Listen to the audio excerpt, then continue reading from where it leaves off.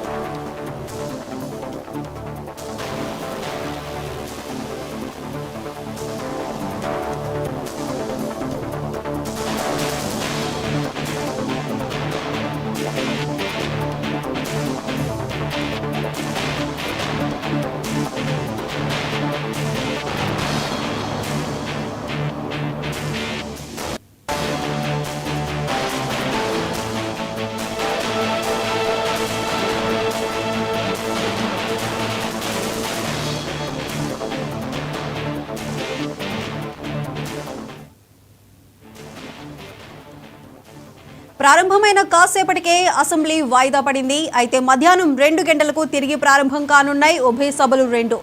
Cabinet భేటీ కొనసాగుతూ ఉండటంతో assembly వాయిదా పడింది. ప్రస్తుతం అయితే కేబినెట్ భేటీ కొనసాగుతుంది.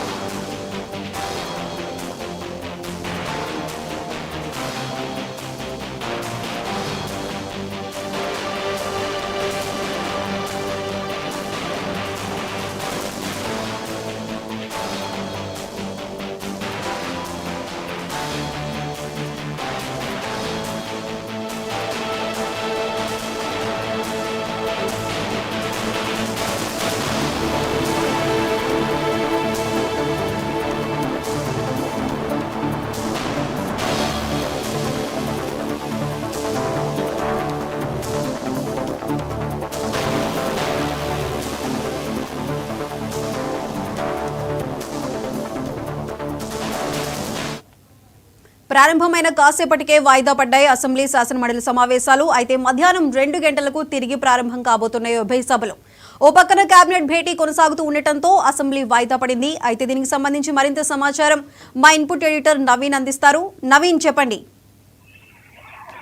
అసెంబ్లీ సమావేశాలు ప్రారంభమైనటువంటి 10 నిమిషాల్లోనే ఇటు వాయిదా కూడా పడినటువంటి పరిస్థితి నెలకొంది. మధ్యాహ్నం 2 గంటలకి తిరిగి అసెంబ్లీ సమావేశం కూడా ప్రారంభమయ్యేటువంటి అవకాశం కనిపిస్తుంది. అయితే మంత్రివర్గ సమావేశం కొనసాగుతున్నటువంటి నేపథ్యంలో ఇప్పుడు ఈ యొక్క అసెంబ్లీ సమావేశాలు కూడా వాయిదా వేసినట్టు కూడా మంత్రి శ్రీధర్ బాబు కూడా చెప్పడం జరిగింది. అయితే కేబినెట్ సంబంధించినటువంటి విషయాల్లో మాత్రం ఇటు 2 కీలకమైనటువంటి అంశాలు కూడా చర్చించారు కాబట్టి ఇంకా సమయం పట్టేటువంటి అవకాశాలు ఉన్నాయి అనేటువంటి అంశాలతోనే ఇటు అసెంబ్లీ కూడా వాయిదా కూడా వేసి కూడా తెలుస్తుంది. అంటే బీసీ తెలంగాణతో పాటు ఎస్సీ సంబంధించినటువంటి అంశాలపైనే ఇటు కాంగ్రెస్ ప్రభుత్వం ప్రతిష్టాత్మకంగా తీసుకున్నటువంటి నేపథ్యంలో ఇవన్నీ అంశాలు సుదీర్ఘంగా చర్చించి ఇటు కేబినెట్ లో ఆమోదం తెలిపిన తర్వాతనే మళ్ళీ అసెంబ్లీలో ఈ అంశాలపై చర్చించేందుకు కూడా సిద్ధమవుతున్నట్టు కూడా ఇటు కాంగ్రెస్ పార్టీకి సంబంధించినటువంటి నేతలు కూడా చెప్తున్నటువంటి పరిస్థితి నెలకొంది. కాబట్టి సరిగా మధ్యాహ్నం 1 వరకు ఈ కేబినెట్ సమావేశం అనేది కూడా పూర్తి అవుతుంది. మళ్ళీ 2 గంటలకి